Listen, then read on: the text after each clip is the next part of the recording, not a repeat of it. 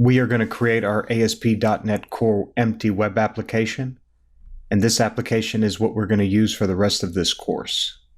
So what I'm going to do is I'm going to go to File up here, click New, Project. I'm going to select ASP.NET Web Application. It's under Templates and it's under Visual C#, and then I'm going to name the project Course Project. And then you can put it in any location that you want. So I'm going to click Browse, and I'm just going to put this on my desktop. I have my own folder right here. I'm going to select that folder, and it's going to be called Course Project as stated before. Press OK.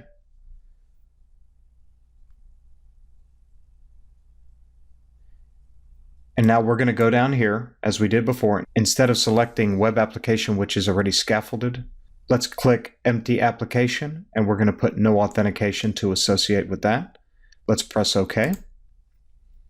And it's going to build our empty ASP.NET Core application. And in this lecture, all we're going to do is build the dependencies in the project.json file. Give it a second as it loads.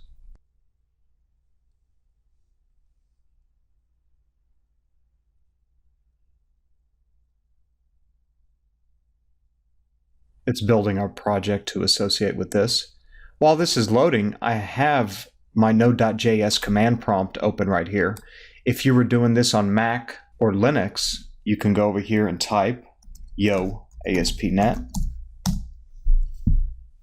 and you get the generator, and you can always come down here and select an empty web application. And then once you select that and press enter, then you'll create your empty ASP.NET Core application. On Mac OS X and Linux, you can implement this same project structure associated on that device. So let me exit out of this. So now that we have our application up and loaded, let's look at this. Let's close this out. As you can see, that's the startup.cs file. So let's go ahead and look at our project. You see that we don't have all the scaffolded folders associated with our ASP.NET Core application. We have our project.json, we have our startup.cs file, and as you've noticed that it doesn't have much configuration to associate inside of the startup.cs. And if we go to the project.json, we don't have much dependencies that are installed by default. Let's go ahead and start building our project.json file and building all of the server-side dependencies we need for our ASP.NET Core application. So now the first item that I'm going to do, I have my version up here. And in my version, we're going to load dependency library called user secrets that we will associate different configuration settings in development mode. But typically with the user secrets, you will associate a specific key for your user secret ID. So in this one, I'm going to type user secrets ID. And once we do that, let's go over here and let's just give it a name. Let's say ASP.NET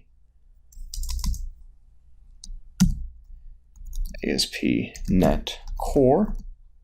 We're going to call it the name of our course project.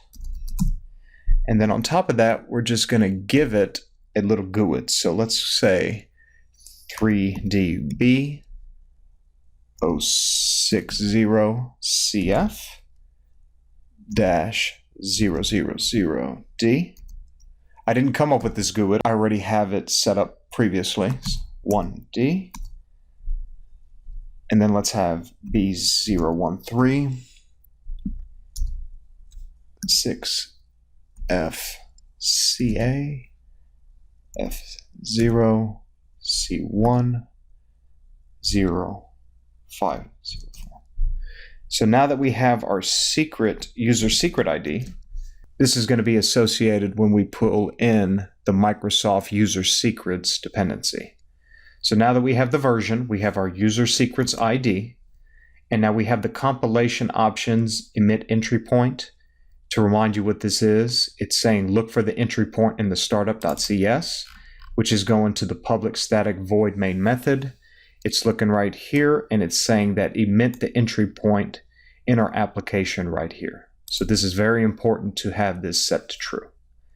Now let's slowly start building our server-side dependencies for our application.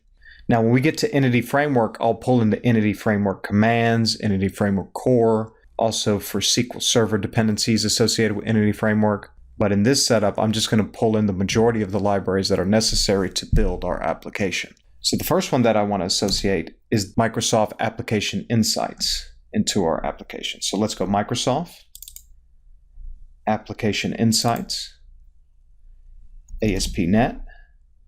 Nice thing about Visual Studio, it gives you that IntelliSense.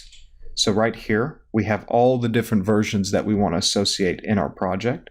Let's go ahead and let's just put 1.0 RC1. Once we have that set, let's save that. It's going to restore the packages associated with our different dependencies. And you can see right here in the reference folder, it's associating those dependencies. So now that we pulled in our application insights, let's go ahead and pull in our diagnostics library.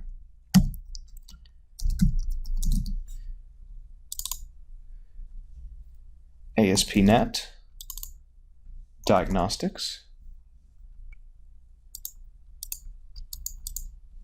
And then let's leave it like that. And then let's pull in RC1 final. Save that. It's going to build our dependencies some more. And now we already have the IIS platform handler associated with IIS Express if we want to build it locally on our device. And I also have the server.kestrel, which you will typically use in an ASP.NET Core application on Mac OS X or Linux. So now that we pulled in our application insights to associate in Visual Studio and our diagnostics, let's pull in some more libraries. So now we're going to pull in MVC. So let's type Microsoft ASP.NET MVC.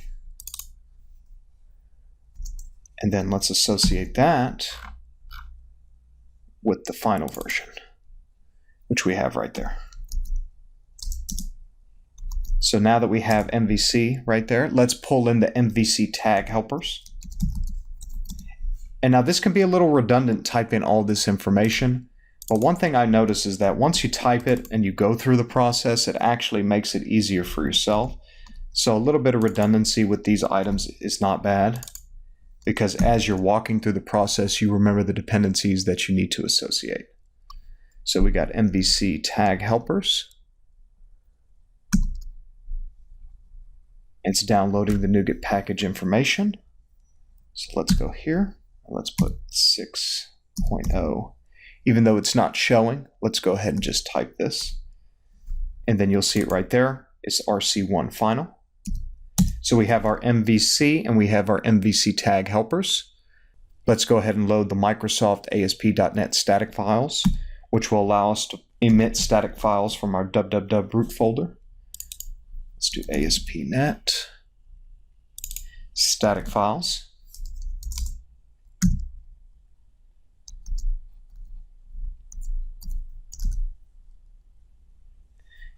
And once it pulls that in, let's go ahead and pull RC1 final. Once we have that, now let's pull in our tooling for Razor, for the Razor syntax associated with CS/HTML. So let's do Microsoft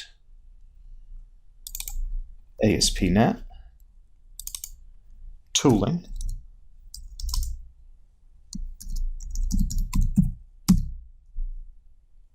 And let's pull in Razor. And then once we do that, let's do 1.0.0 RC1 final. Now that we have that set up, it's a lot of different dependencies that we're loading from the beginning. So we don't have to load them later. In subsequent lectures, I will show you which dependencies are dependent on what when we start building our application. So let's go ahead and put Microsoft again. And let's put extensions, code generators, .mvc. Let's put RC1 final. And now that we have the code generators MVC, We already pulled in our diagnostics library. Let's go ahead and pull some extensions for configuration that we will use in our startup.cs. So let's go ahead and put Microsoft.extensions. And let's put configuration. And let's put file provider types.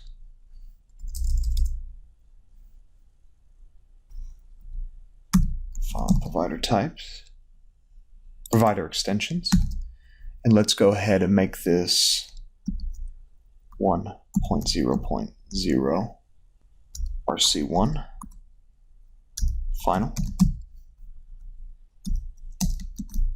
And now let's go ahead and pull configuration.json. This is necessary when we want to pull app settings to associate it in our startup.cs constructor. So let's put right here extensions. And let's put configuration. We'll go ahead for the saving time and copy this real quick. And I'm going to take out file provider types and I'm going to put .json. I'm going to save that there. Then I'm going to come in here, copy this again, and I'm going to add this user secrets to associate it. And then I'm going to put the same RC1 final. So as we have our user secrets to associate in our application. Now the last few items I'm going to associate with logging to the console, debug, and the Microsoft Visual Studio web browser link loader. So these are a few more dependencies that we're going to load. So let's go ahead and copy the extensions a couple of times because we're going to use the logging dependency. 2, 3. And instead we're going to put right here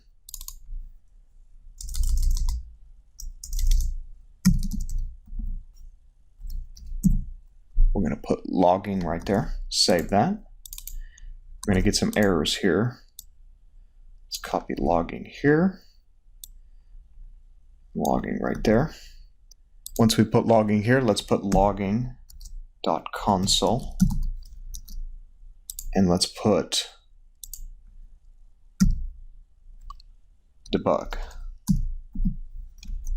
So now that we have those two set up, and let's just add the Microsoft Visual Studio web browser link dependency. And this will be the final dependency that we associate in this project.json. Later, when we look at Entity Framework Core, we will associate more dependencies inside of this project.json. And then we're going to associate this with RC1 final. Once we save all this, we have all the dependencies that we're going to load in our project.json in this application. And as you can see right here, we have this all set up. And once you save it, we can rebuild. And it has all our dependencies in our application to associate. So there we go. Now that we have all that set up, now let's go down and see what we have. We're going to leave ASP.NET server.kestrel. We're going to leave that as a web command to associate in our project. For frameworks, I'm going to leave the DNX 451 and the DNX core associated in this project. I'm going to exclude from the build the www root folder and the node underscore modules dealing with node.js. And then I'm going to come in here and exclude from the build by default the Bower underscore components. This is going to be excluded on build when our application runs. So the exclude section excludes any files in the node modules and the Bower component directories. This is going to be excluded when our project builds. And then when you look at the publish exclude section, it allows you to exclude files from the publish output of your project. The .user and the .vspscc, it's not going to be included in your published output of your project. The last item that I'm going to associate inside of this project is the scripts tag. So let's put over here scripts. And these are scripts to execute during various stages. So right here, let's go ahead and put that. Essentially, we're just building a JSON file. Let's put pre-publish. And you can see right here, what is it saying? A command line or script. We're going to pre-publish it right here. And then we're going to associate here an array. And we're just going to associate the different things that we want to pre-publish in our application right here. So we're going to associate npm install. Once we have that there, let's save that. And then we're going to put bower install. Once we have that saved, let's do that. Then we're going to have gulp clean. It's going to be associated with our task runner.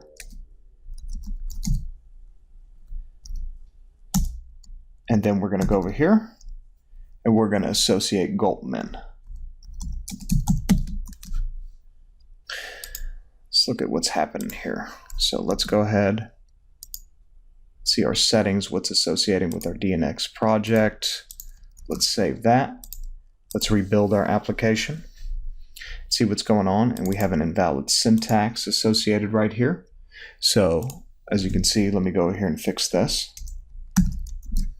Once we save that, we should fix everything. Let's rebuild this. And now we have our application built, and this is associated with the pre-published scripts in our project folder. So this is our project.json. We've associated our user secrets ID. We've associated the compilation options with the emit entry point associated in our startup.cs to run with the public static void method. We pulled in each dependency associated in this application that we are going to use in our project. We've associated the command with the Microsoft.ASP.NET Server Kestrel. So if we run this DNX web command, it will launch the Kestrel web server on localhost on whatever port I want to configure. I have the different frameworks to associate in my application. I've excluded the www root, the node_modules, and the bower components from my project. I've also excluded the .user and the .vsp scc from my output. And then I'm pre-publishing the scripts to associate with npm install, bower install, my task runners for gulp. So in the next lecture, we're going to build our startup.cs file from the different dependencies that we installed in our project.json. I want to thank you for joining me in this lecture. Have a nice day.